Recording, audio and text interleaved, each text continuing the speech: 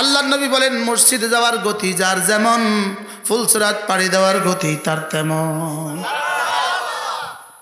আমার জীবনে আমি কোনোদিন আমার আব্বাকে জামাত ছাড়া নামাজ পড়তে দেখিনি। 3 মসজিদের ইমাম ছিলেন। ফজর নামাজ পড়াইতো এক মসজিদে, জোহর নামাজ পড়াইতো মাদ্রাসা মসজিদে, আর আসর মাগরিবে এসে আব্বা পড়াতেন লক্ষ্মীপুর জেলা জামে মসজিদে। এই 3 মসজিদের ইমাম আব্বা। আমরা কইতাম আব্বা 3 মসজিদের ইমাম। আমি এখন আমার আব্বার মসজিদের ইমাম। আমার আব্বার মসজিদে আব্বার বেতন ছিল 11,000 টাকা। যেদিন আব্বার ইন্তেকাল হয় বেতন 11,000, আর আমার প্রথম দিন ধরছে 50,000। আব্বার জিম্মাদারি ছিল 4 জুমা 3, আর প্রতিদিনের 3টা, আর আমার জিম্মাদারি শুধু মাসে 2 জুমা। ইন্না লিল্লাহি ওয়া ইন্না ইলাইহি রাজিউন। আজীব আল্লাহ। পরেরটাও শোনায় দিই, মানুষ না আশ্চর্য হইব।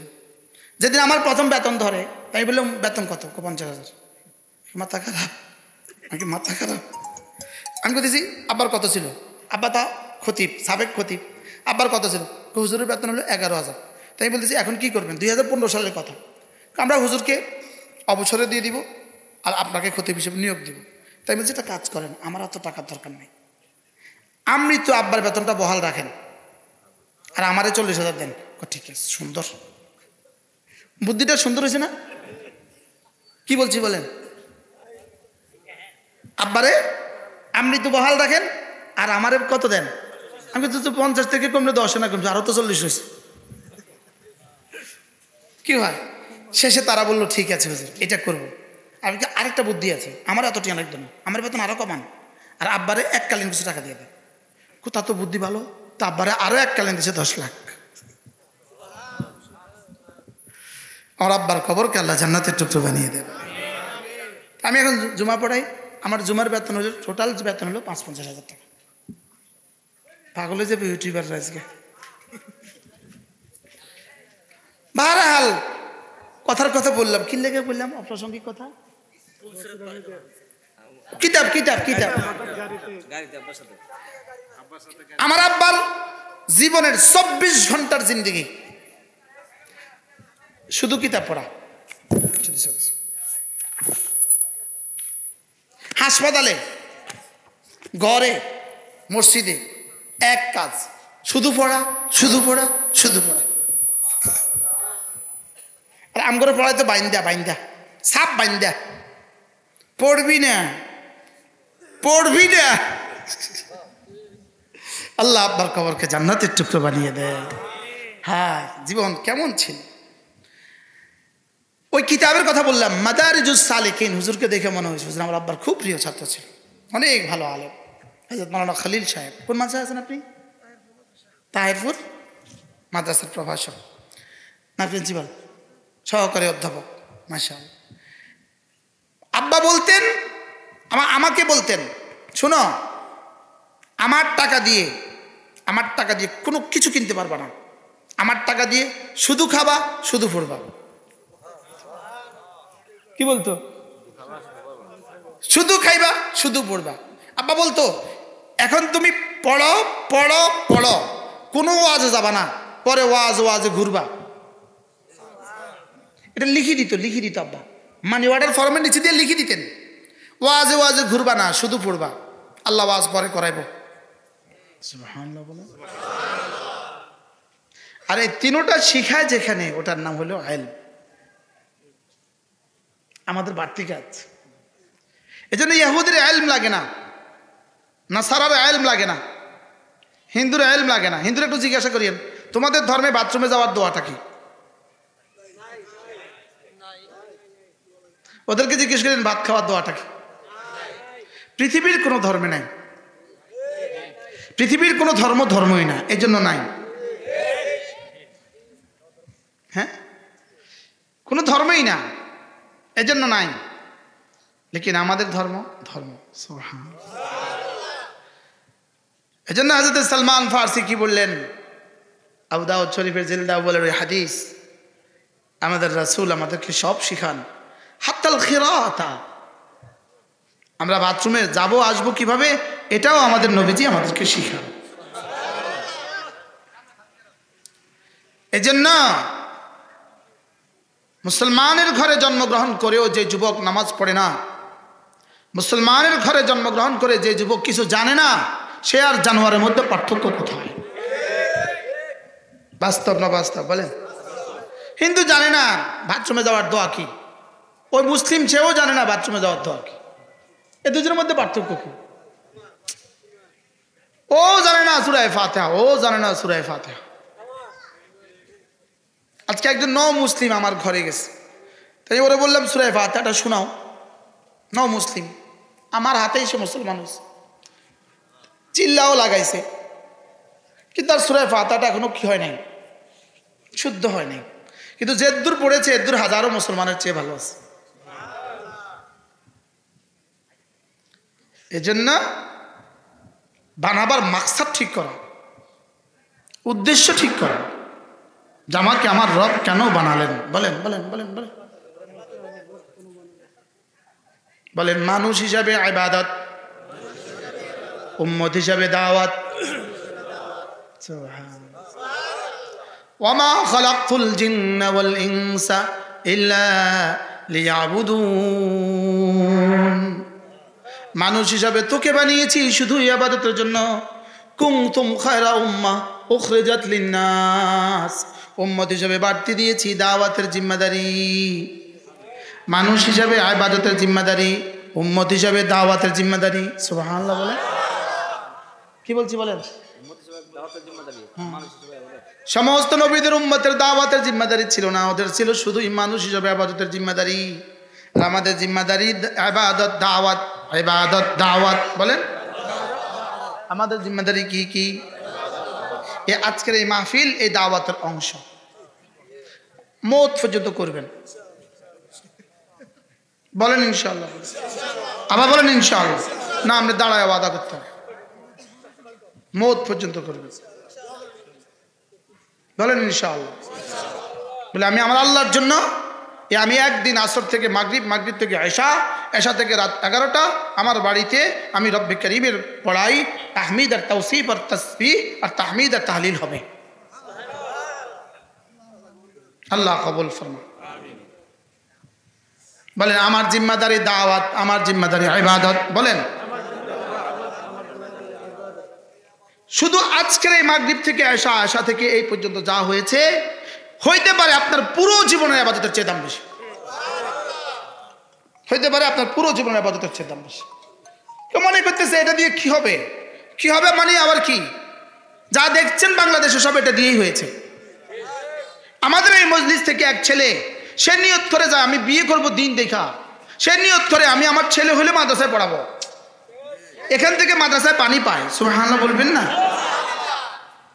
বাস্তব না বাস্তব বলো?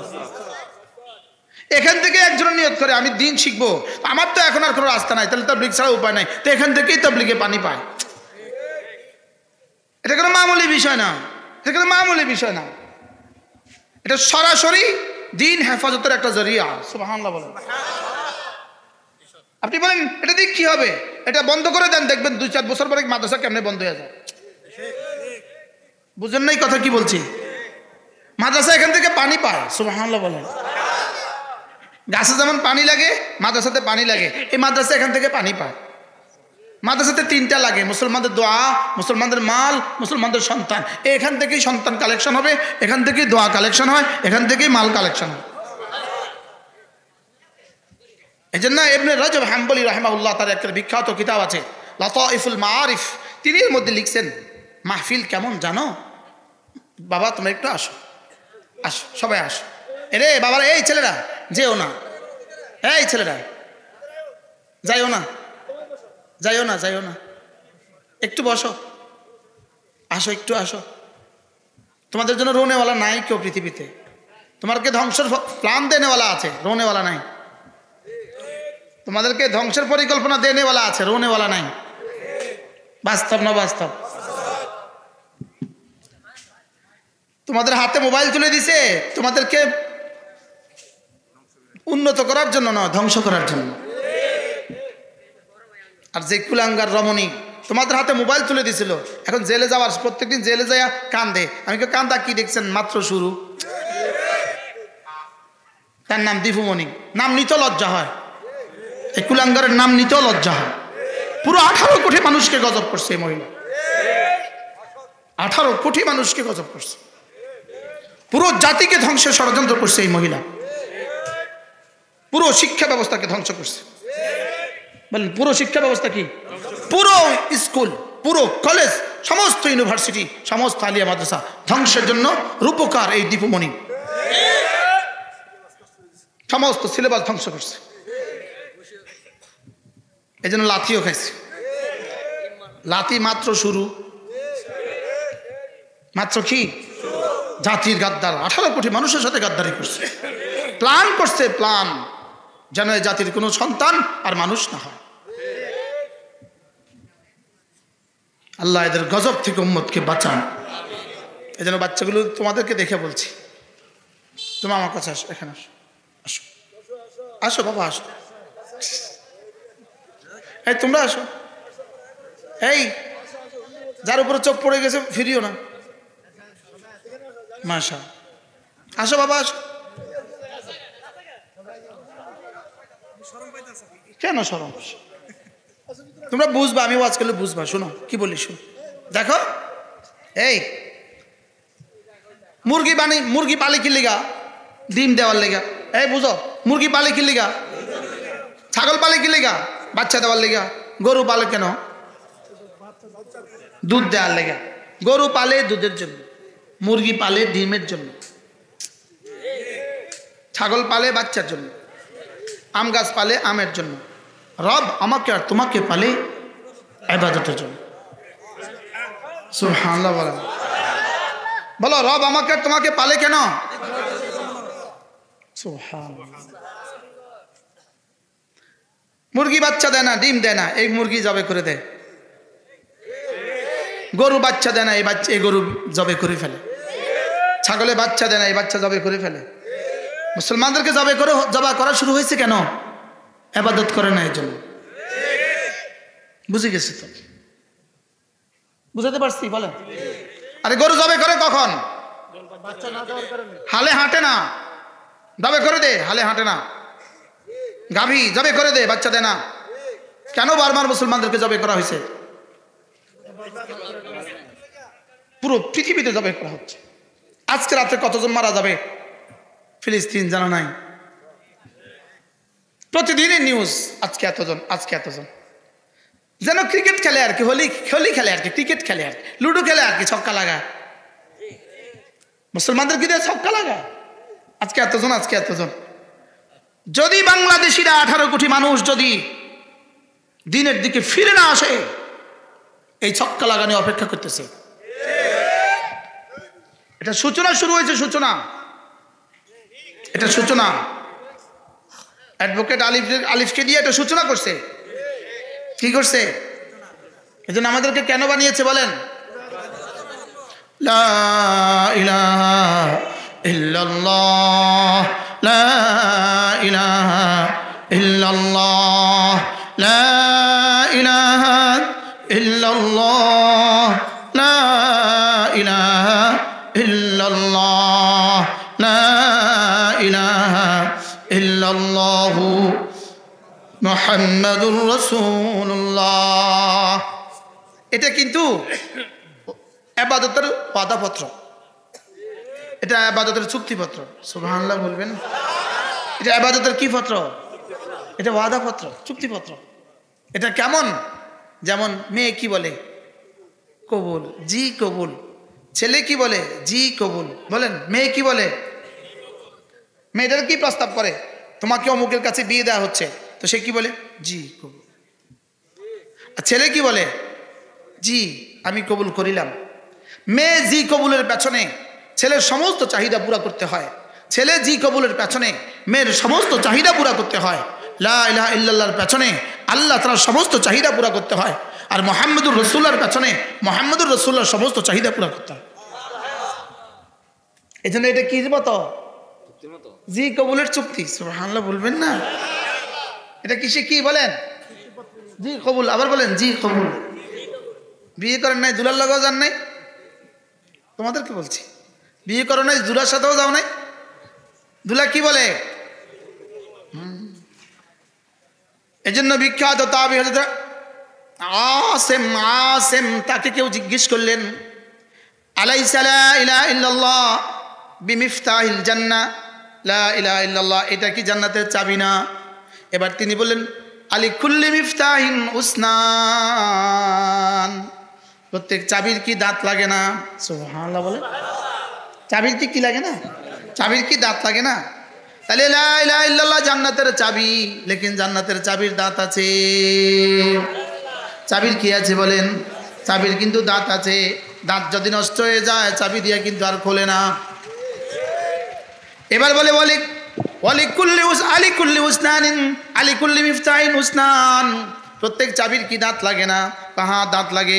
এবার তিনি বলেন লা ইলাহা ইল্লাল্লাহ উসনান, লা ইলাহা ইল্লাল্লাহ এটারও দাঁত আছে। এটার 1 নম্বর দাঁত হলো নামাজ। সুবহানাল্লাহ, বুঝতেছো? 1 নম্বর দাঁত কি বলেন? বলেন কালেমার 1 নম্বর দাঁত কি? কালেমার এভাবে 70টা দাঁত আছে। সুবহানাল্লাহ বলেন। কতটা দাঁত আছে? 70টা দাঁত আছে। খোদা না খাস্তা যদি একটা ভেঙে যায়, চাবির দাঁত যদি ভেঙে যায়, এটার কিসমতে কিন্তু আগুন আছে। চাবুর দাঁত ভেঙে যায়, এটার কিসমতে কি আছে? আগুন আছে না? এই চাবির দাঁত বানাবো কি দিয়া? শুধু আগুন না, পিটাইও আছে, সেনা আছে, হাতুড়ি আছে, আগুন আছে। তাহলে কালেমায় তো এবার দাঁত ভেঙে গেলে মুআযাল্লাহ আগুন আছে। খোদা না খাস্তা কোনো মুমিন যদি কোনো এক জাররা, কোনো মুমিন যদি কোনো গুনাহের কারণে একবারের জন্য, কোনো মুমিন যদি কোনো একটা গুনাহের কারণে জাহান্নামে যায়, কমপক্ষে 3 হোক বা জাহান্নামে, নাউজুবিল্লাহ বলেন। বলেন কোনো মুমিন কোনো গুনাহের কারণে একবার যদি জাহান্নামে যায়, 3 হোক বা কত? কি কইছে আরে বলেন? কোনো মুমিন যদি কোনো গুনাহের কারণে একবার জাহান্নামে যায় 3 হোক বা জাহান্নামে। সবার বুঝা আসছে কি বলছি বলেন? কোনো মুমিন কোনো মুমিনের কারণে, যে কোনো এক গুনার কারণে জাহান্নামে গেলে, জাহান্নামের সর্বনিম্ন মিকদার যাবে আর বের হবে, এই যাবে আর বের হওয়ার সর্বনিম্ন পরিমাণ 3 হুকবা। বলেন কয় হুকবা? লাবিথিনা ফিহা আহকাবা। কাফের যদি জাহান্নামে যায় তাইলেও আহকাবা, মুমিন যদি জাহান্নামে যায় তাইলেও আহকাবা। বাকি কাফের জাহান্নামে গেলে আহকাবা আর শেষ হবে না, আর মুমিন জাহান্নামে গেলে মুআযাল্লাহ কমপক্ষে 3 হুকবা। কারণ জমার সর্বনিম্ন কত? 3 আহকাব। হুকবাতুনের জমা আহকাব। বলেন হুকবা, এর বহুবচন কি? আহকাব। হুকবা বলেন হুকবা, এর বহুবচন কি? বহুবচনের সর্বনিম্ন পরিমাণ কত? 3। এবার শুনেন, লাবিথিনা ফিহা আহকাবা, জাহান্নামে যারা যাবে হুকবা হুকবা হুকবা থাকবে। এখন যদি কাফের হয় হুকবা হুকবা হুকবা চলবে, নাউজুবিল্লাহ বলে না। আর যদি মুমিন হয় খোদা না খাস্তা কমপক্ষে 3 হুকবা। কারণ কি? কমপক্ষে কয় হুকবা? 3 হুকবা। কেন? ওলামা একদম বলেন না কেন? জমা হিসাবে একটা গুনাহ করলে কয় হুকবা? খোদা না খাস্তা একদিনের ফজরের নামাজ ছুটে গেলে যদি জাহান্নামে দেয়, আরে বাবা এই শুনে যাও শুনে যাও শুনে যাও শুনে যাও। হাসছেন আপনারা? আপনি হাসছেন? একটা বাচ্চাকে আগুনে ফেলে দিলে আপনার কাছে কেমন লাগবে? হাসবেন আপনি। ওখানে যতক্ষণ আছে ততক্ষণ রহমতের ভিতরে আছে। আপনারা তো ওদেরকে তো আপনাদের কাছে কিছু লাগে না। আমার কাছে লাগে আমার ফিউচার, আমার কাছে লাগে আমার নাজাত। আল্লাহর কসম আমি আমার ওয়াজকে আমার নাজাত মনে করি। খোদার কসম আমি আমার গলাটার জন্য আসি না কোথাও। বুঝেন না কথা কি বলছি? আমার গলাটা খুব সুন্দর, এটা শুনাইতে আমি আসি, আমি এই জন্য আসি না। আমি আমার নাজাতের জন্য আসি। এই বাচ্চাদেরকে আমার নাজাত মনে হয়, নাজাত।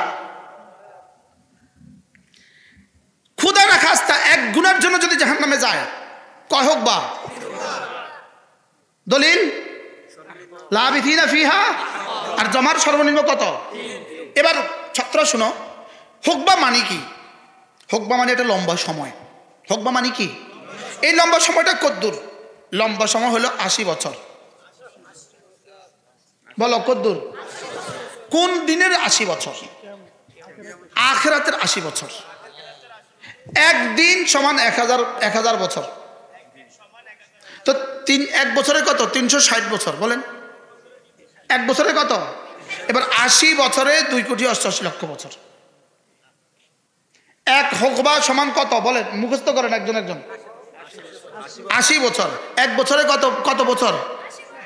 এক বছরে 365, 3,60,000 বছর। কত? একদিন সমান 1000 বছর। হাসরের ময়দানে একদিন কত বছর? বলো, হাসরের ময়দানে একদিন কত বছর? জাহান্নামের একদিন কত বছর? 1000 বছর। কত বছর? আলফা সানা মিম্মা তাউদ্দুন।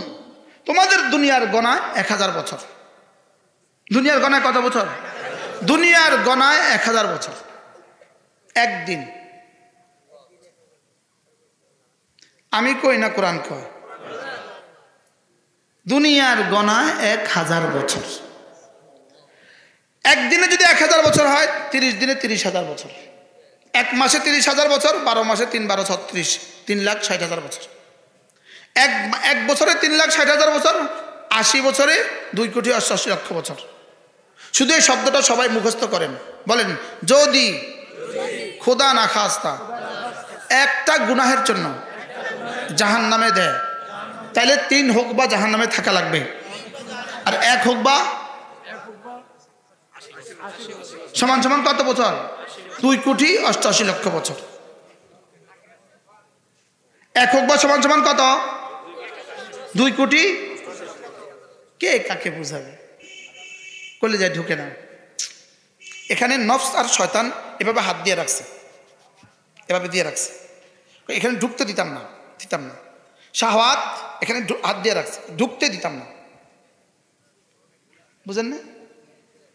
হযরত মাওলানা তাইয়্যুব সাহেব বয়ান করছে, মাওলানা তাইয়্যুব সাহেব যে বয়ান করছে আপনাদের সামনে, পড়ছে না? আমি দ্রুত ঢুকছি, যে আমি দ্রুত খেয়ে এসে বয়ান শুনবো। তার এক কথার ওজন হলো আমার বয়ানের 1 বছর।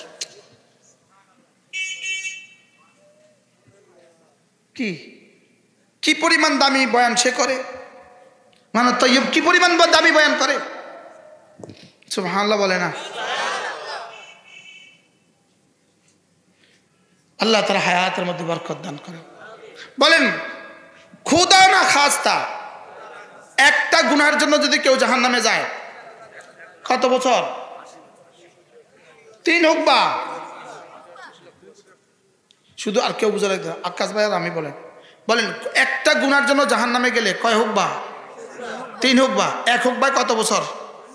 2,88,00,000 বছর। 1 হুকবা বুঝি 2,88,00,000 বছর। 80 বছর। তো 1 বছর সমান 2,88,00,000 বছর। আর 3 হুকবার সমান 8,60,00,000 বছর। নাউজুবিল্লাহ বলে না? তো 2,88,00,000 ইন্টু 3। তামাশা। এটা খেলনা, বলে না? এটা খেলনা। হ্যাঁ, জাহান্নাম খেলনা। ইন্না ইয়াওমাল ফাসলি কানা মিকাতা ইয়াওমা ইউনফাখু ফিস-সূর ফাতাতুনা আফওয়াজা ওয়া ফুতিহাতিস সামাউ ফাকানাত আবওয়াবা ওয়া সুয়িরাতিল জিবালু ফাকানাত সারাবা ইন্না জাহান্নামা কানাত মিরসাদা লিত-তাগিনা মাআবা। জাহান্নাম নাফরমানদের ঠিকানা। জাহান্নাম কি? জাহান্নাম নাফরমানদের ঠিকানা। নাফরমানি 2 প্রকারের নাফরমানি। এক প্রকারের নাফরমান হলো বেঈমান হইয়া নাফরমানি, আর এক প্রকারের নাফরমান হলো মুমিন হইয়া নাফরমানি। নাউজুবিল্লাহ বলে না? বেঈমান হইয়া নাফরমানি। বেঈমানদের নামাজ ছেড়ে দেওয়ার জন্য কোনো জাহান্নাম নাই, বেঈমানদের নামাজ ছেড়ে দেওয়ার জন্য কোনো গুনাহ নাই। এজন্য 50,000 মানুষ খুন করার পরেও নেতানিয়াহুর জন্য কোনো গুনাহ নাই, নেতানিয়াহুর কোনো গুনাহ লেখাই হয় না।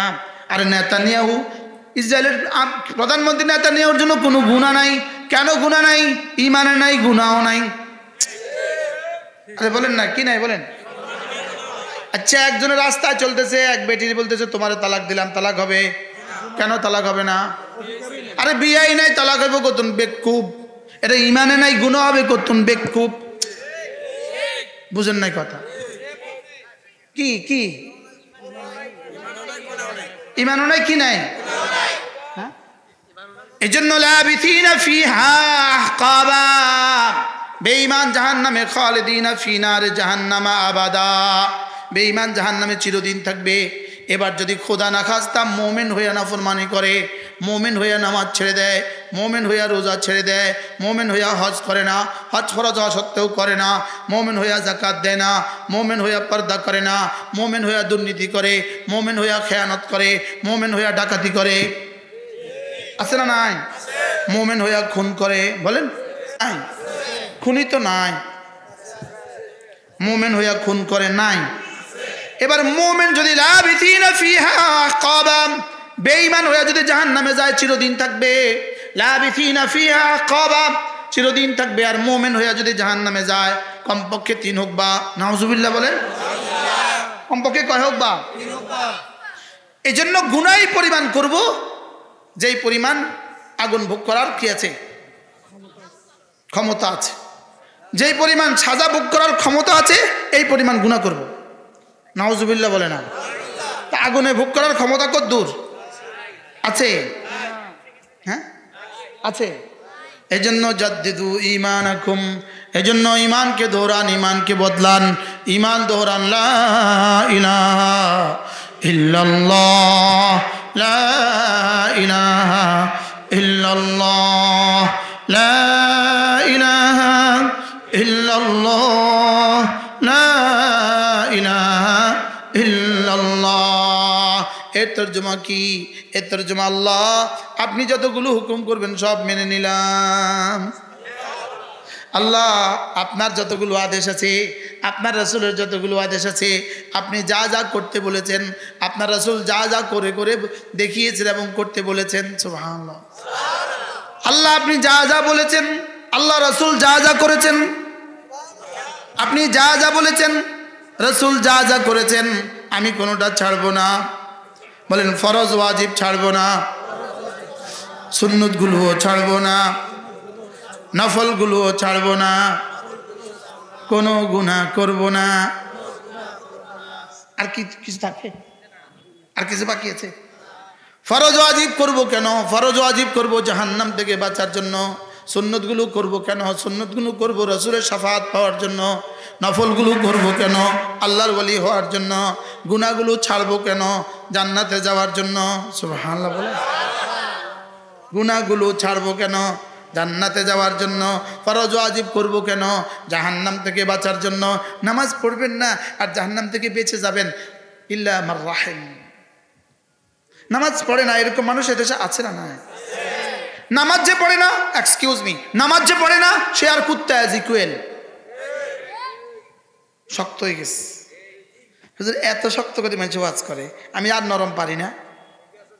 আমার মা ছোটবেলায় কি আমি যখন বয়ান শুরু করি, তো আমাদের গ্রামে যখন আশেপাশে আমি বয়ান করতাম, মা বাহিরে দরজা চেয়ার নিয়ে বসে থাকতো, বাহিরে উঠোনে ঘরের বাইরে চেয়ার নিয়ে বসে থাকতো, পাটি বিছিয়ে বসে থাকতো। তো আমি গেলে কইতো তুই এত শক্ত করি কসকা, কিন্তু তুই এত শক্ত করি কসকা। তা আমি কইতাম আপনি ছোটবেলা আমার মধু কম খাওয়াইছেন কা?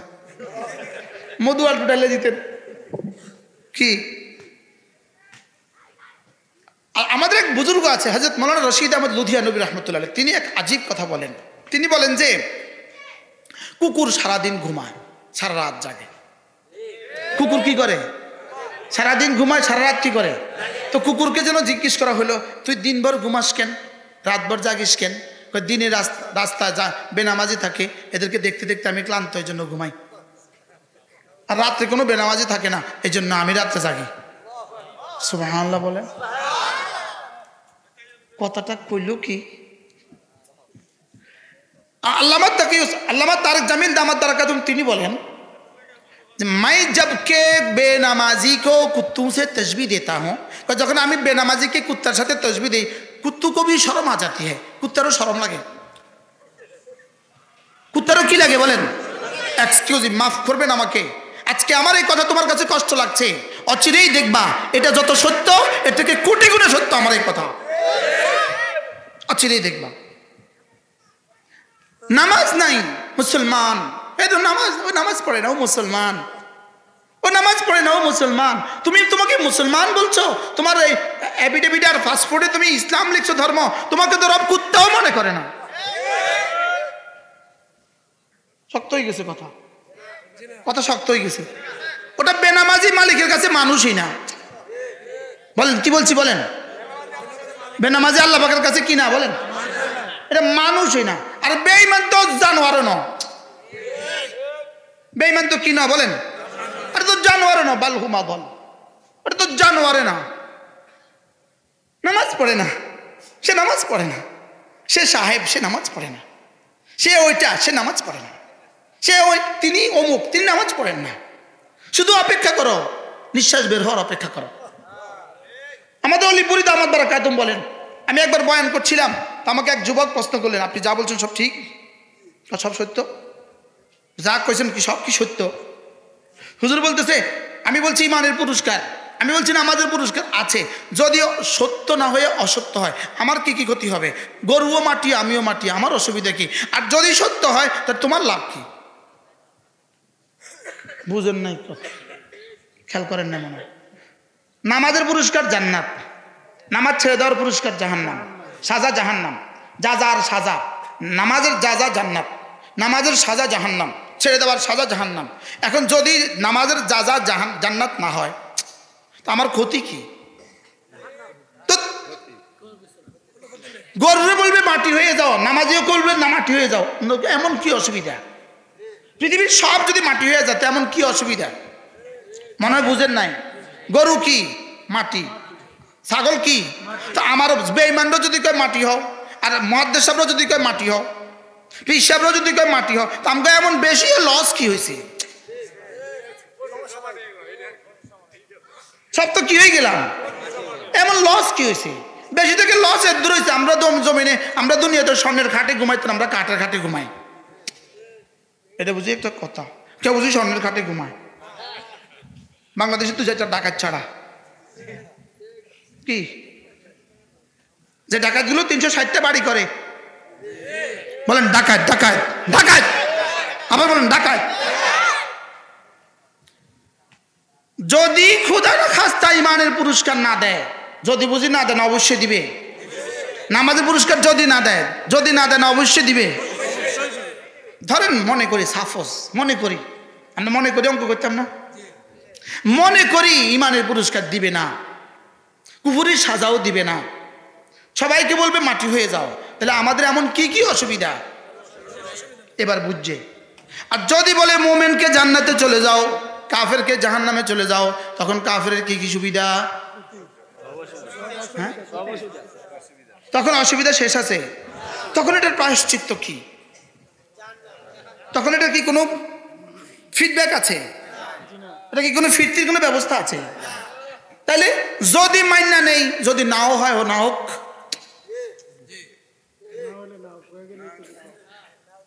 হয়ে গেল তো বাম্পার। সুবহানাল্লাহ। আর খোদা না খাস্তা এখন কি যদি হবে না, অবশ্যই হবে। তো কোন আশায় বসে আছো? জওয়ানরা কথা বলো, জওয়ানরা যারা নাচতেছো হাওয়ায়, তারা বলো। যারা মনে করছো মোবাইলেই জীবন, ইট ইজ দ্য লাইফ, এটাই তোমার জীবন, মোবাইল তোমার জীবন। যারা মনে করেছো মোবাইল তোমার জীবন, এটাই তোমার দুনিয়া, এটাই তোমার ওকবা, এটাই তোমার রুজি, এটাই তোমার রিজিক, এটাই তোমার স্বাস্থ্য, এটাই তোমার বিয়া, এটাই তোমার সন্তান, এটাকে যারা এভাবে মনে করে আছো, তারা অপেক্ষা থাকো। অবশ্য বাংলাদেশ, এটা বাংলাদেশ, এখানে অটো আছে, অসুবিধা নেই। কি আছে? কারণ পৃথিবীর কোনো দেশে যেটা নাই সেটা এখানে আছে। কি আছে? অটো গাড়ি আছে। অটো পাস আছে, অটো গাড়ি আছে, অটো ভোট আছে।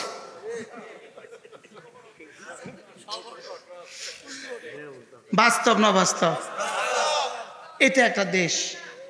আচ্ছা, আমেরিকাতে নির্বাচন হয়ে গেল, আমেরিকার রানিং যিনি প্রধানমন্ত্রী প্রেসিডেন্ট, তারই ভাইস প্রেসিডেন্ট, তারই দলের মানুষ নির্বাচন করলো, আর তার চিরশত্রু ডোনাল্ড ট্রাম্প তার চিরশত্রু নির্বাচন করলো। এই ব্যাটার নির্বাচনের সময়ে এই ব্যাটার রানিং প্রেসিডেন্ট তারই ভাইস প্রেসিডেন্ট নির্বাচন করলো, তারই দলের মানুষটা নির্বাচন করলো। ফেল করছে না পাস করছে? আচ্ছা, বাংলাদেশে যদি হইতো কত ভোটে পাস করতো?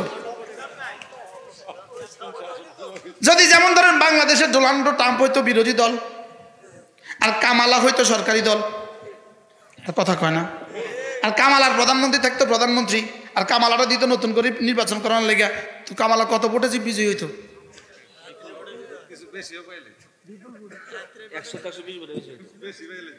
হ্যাঁ, এটার নাম Bangladesh. This is called Bangladesh. এটার নাম কি? তুমি কি এটা হাসরের ময়দানে কি এটা হবে না অন্য কিছু হবে? হ্যাঁ, চলবে না। ইন্না ওয়াদাল্লাহি হক ফালা তাগুররান্নাকুমুল হায়াতুদ দুনিয়া। আল্লাহর ওয়াদা সত্য, অতএব দুনিয়া যেন তোমাকে ধোঁকা না দেয়।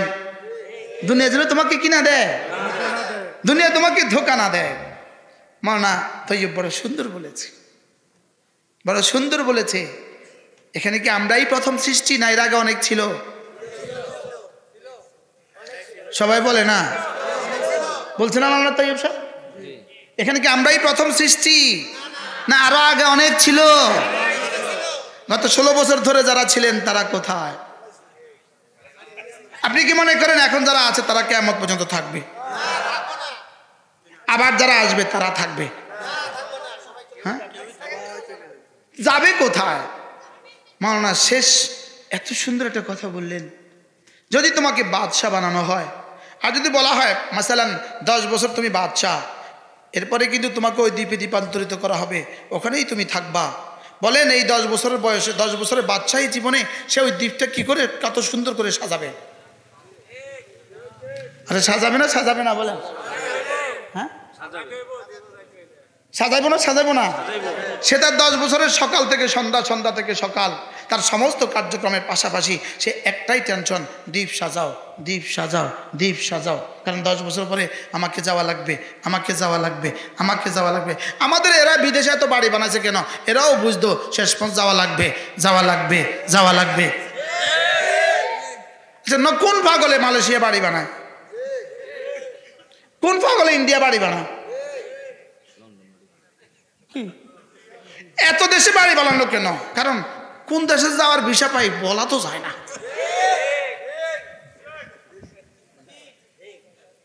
বুঝেন নাই? আবার দিল্লিও রাখছে, ত্রিপুরাও রাখছে, আগারগাঁও রাখছে, আগরতলাও রাখছে। কোন দিকে ফালানো লাগে কোন তো জানা? আশ্চর্য কথা না? হ্যাঁ, তাহলে 10 বছরের রাজত্ব, এরপরে যদি দ্বীপে যাওয়া লাগে, তোমার দ্বীপটা তুমি যেমন করে সাজাবার চেষ্টা করো, তুমি দুনিয়াতে যত বছর আছো আছো, কিন্তু এরপরে তোমাকে জান্নাতে যাওয়া লাগবে। সুবহানাল্লাহ বলে না? ওখানে যাওয়ার পরে কিন্তু আর সাজাতে পারবে না। এখন থেকে সাজাও। কখন থেকে সাজাও? ক্ষমতা থাকা অবস্থা সাজাও। ক্ষমতা থাকা অবস্থা সাজাও, জীবন থাকতে সাজাও। বলেন এই জন্য ওয়াবুদ রাব্বাকা হাত্তা ইয়াতিয়াকাল ইয়াকিন, জীবন থাকতে সাজাও। সুবহানাল্লাহ বলেন। মওত আসার আগে আগে সাজাও। লা ইলাহা ইল্লাল্লাহ, লা ইলাহা ইল্লাল্লাহ, লা ইলাহা ইল্লাল্লাহ, লা ইলাহা ইল্লাল্লাহ। চলেন নিয়ত করি, আজ থেকে 5 ওয়াক্ত নামাজ পড়বই পড়ব। বলেন ইনশাআল্লাহ। নিয়ত পাক্কা না? কলিজা হাত দেন, এবার কলিজা দেন, কলিজা বলেন, বলেন, বলেন ইনশাআল্লাহ। আবার বলেন ইনশাআল্লাহ। আল্লাহ আল্লাহ আল্লাহ জীবনের শেষ নামাজ জামাতের সাথে পড়ার তৌফিক দান করুন আল্লাহ। আমার আল্লাহ আল্লাহ জীবনের শেষ নামাজটা, জীবনের শেষ নামাজটা আপনাকে সবাই লাগে কইতে আমার শরম লাগে। যেমন চেয়ারম্যান সাহেবের কাছে আমরা গেছি, আমি আর এনে গেছি, কয় ভাই আমার কথা একটু কইয়া দেন। ভাই তোর কথা কইতে আমার শরম লাগে, নিজের কথা কইয়াইতে কুল নেই। কি আল্লাহ জীবনের শেষ নামাজ আমাদের সকলের জামাতের সাথে পড়ার তৌফিক দান করেন।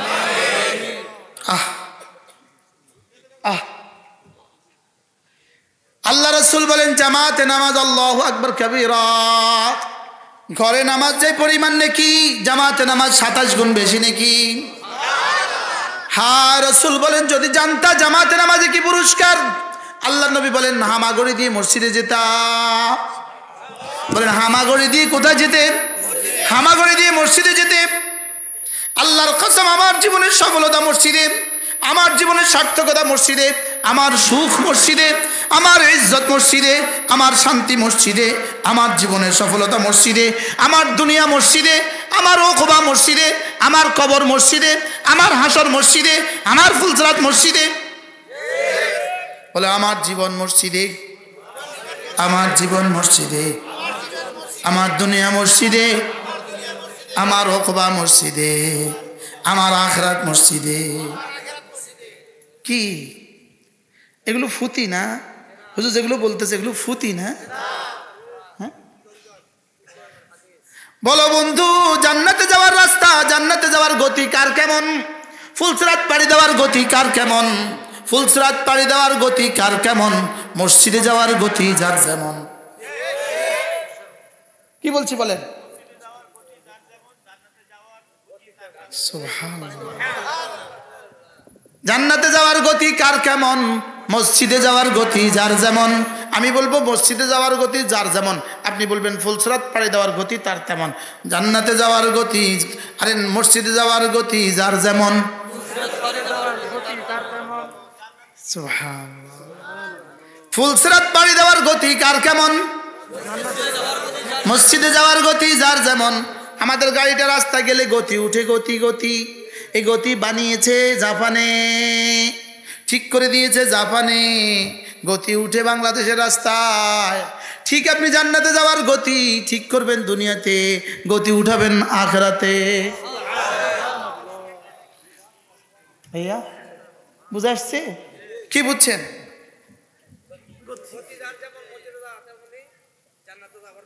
আমাদের গাড়ির গতি ঠিক করে দিয়েছে কোথায়? গতি উঠে কোথায়? এবার বলেন জান্নাতে যাওয়ার গতি ঠিক করবেন কোথায়? এবার উঠাবেন কোথায়? ফুলসরাতে।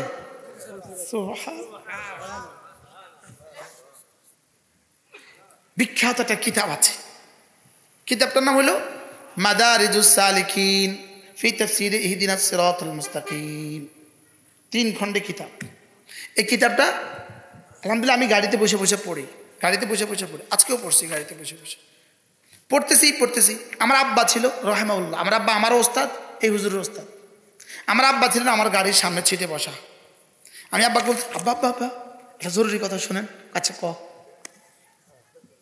আজকে হঠাৎ এই কথা আমার মনে হয়ে গেল। আন্না কাদরা মাশিকা ইলাল মাসাজিদ কাদরু মাশিকা আলাস সিরাত। আল্লাহর নবী বলেন মসজিদে যাওয়ার গতি যার যেমন, ফুলসরাত পাড়ি দেওয়ার গতি তার তেমন। আমার জীবনে আমি কোনোদিন আমার আব্বাকে জামাত ছাড়া নামাজ পড়তে দেখিনি। 3 মসজিদের ইমাম ছিলেন। ফজর নামাজ পড়াইতো এক মসজিদে, জোহর নামাজ পড়াইতো মাদ্রাসা মসজিদে, আর আসর মাগরিব এশা আব্বা পড়াতেন লক্ষ্মীপুর জেলা জামে মসজিদে। এই 3 মসজিদের ইমাম আব্বা। আমরা কইতাম আব্বা 3 মসজিদের ইমাম। আমি এখন আমার আব্বার মসজিদের ইমাম। আমার আব্বার মসজিদে আব্বার বেতন ছিল 11,000 টাকা। যেদিন আব্বার ইন্তেকাল হয় বেতন 11,000, আর আমার প্রথম দিন ধরছে 50,000।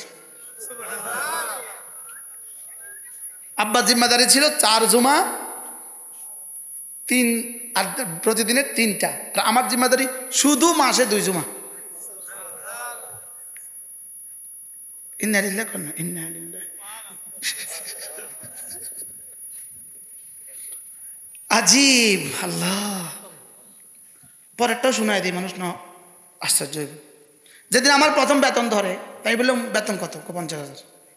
মাথা খারাপ, নাকি মাথা খারাপ? আমি বলতেছি আব্বার কত ছিল? আব্বা তা খতিব, সাবেক খতিব। আব্বার কত ছিল? হুজুরের বেতন হলো 11,000। তাই আমি বলতেছি এখন কি করবেন? 2015 সালের কথা।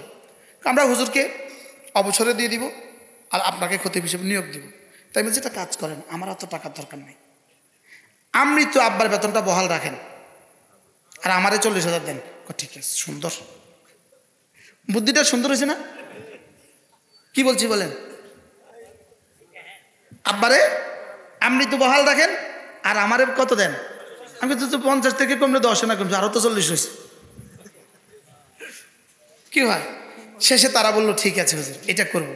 আর আরেকটা বুদ্ধি আছে, আমার এত টিয়া লাগবে না, আমার বেতন আরো কমান আর আব্বারে এককালীন কিছু টাকা দিয়ে দেয়।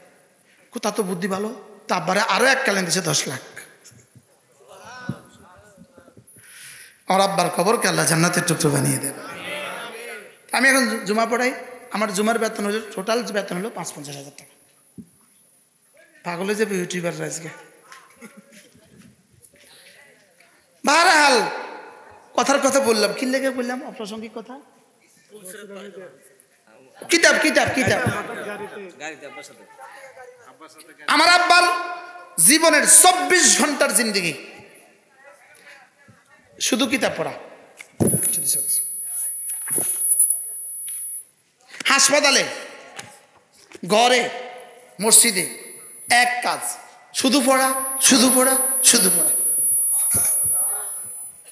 আর আমগরে পড়াইতে বাইন্দা বাইন্দা, সাপ বাইন্দা, পড়বি না, পড়বি না। আল্লাহ আব্বার কবরকে জান্নাতের টুকরো বানিয়ে দেয়। হ্যাঁ, জীবন কেমন ছিল। ওই কিতাবের কথা বললাম, মাদারিজুস সালিকিন। হুজুরকে দেখে মনে হয়েছে হুজুর আমার আব্বার খুব প্রিয় ছাত্র ছিল, অনেক ভালো আলেম। হযরত মাওলানা খলিল সাহেব। কোন মাদ্রাসায় আছেন আপনি? তাহিরপুর মাদ্রাসার প্রভাষক না প্রিন্সিপাল, সহকারী অধ্যাপক, মাশাআল্লাহ। আব্বা বলতেন, আমাকে বলতেন, শোনো, আমার টাকা দিয়ে কোনো কিছু কিনতে পারবা না, আমার টাকা দিয়ে শুধু খাবা, শুধু পড়বা। কি বলতো? শুধু খাইবা, শুধু পড়বা। আব্বা বলতো এখন তুমি পড়ো পড়ো পড়ো, কোনো ওয়াজে যাবা না, পরে ওয়াজে ঘুরবা। এটা লিখে দিত আব্বা, মানি অর্ডার ফর্মের নিচে দিয়ে লিখে দিতেন, ওয়াজে ঘুরবা না, শুধু পড়বা, আল্লাহ ওয়াজ পরে করাইব। এখন ওয়াজ কিরকম করায়?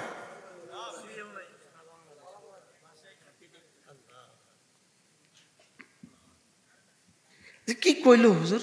আব্বা কি কইলো? আব্বার কবরকে আল্লাহ জান্নাতের টুকরো বানিয়ে দেন। বলেন, মসজিদে যাওয়ার গতি যার যেমন, জান্নাতে যাওয়ার গতি কি? আবার বলেন, বুঝে বলছেন, কি বলছেন? কি বলছি? মসজিদে যাওয়ার গতি যার যেমন। এবার বলেন, হুজুর আর সাজিম থেকে শান্তি আসার গতি কার কেমন? উত্তর, মসজিদে যাওয়ার গতি যার যেমন। সুবহানাল্লাহ বলে না? শান্তি আসার গতি কার কেমন? বলেন। অর্থাৎ আপনার ফজর, জোহর, আসর, মাগরিব, ইশা আপনার মসজিদে যাওয়া হিসাবে ওখান থেকে শান্তির ফয়সালা নামে। কি বলছি? যদি মসজিদে যাইতো এই মানুষগুলো যদি মসজিদে যাইতো, আজকে ইন্ডিয়া যাওয়া লাগতো না। আমরা দুষ্টুমি করছিলাম, বাংলা ছেড়ে ভারত যা। আল্লাহ একটা বাক্য করে এভাবে কেমনি কবুল করলো? কত % কবুল করছে এই বাক্যটা? আমার মনে হয় পৃথিবীতে কালেমা এত এবার পরে এটা সবচেয়ে বাস্তব হয়েছে। কোনটা? বাংলা ছেড়ে কি যা? কতজন গেছে বাংলা ছেড়ে ভারত? আল্লাহ আমাদের সবাইকে হেফাজত করেন। যাবো তো মসজিদে ইনশাআল্লাহ। এরপর আল্লাহ নবী বলেন, কোন মানুষ যদি 5 ওয়াক্ত নামাজের পরে সুবহানাল্লাহ পড়ে 33 বার, আলহামদুলিল্লাহ পড়ে 33 বার, আল্লাহু আকবার পড়ে 34 বার, রাসূল বলেন যাও কথা দিলাম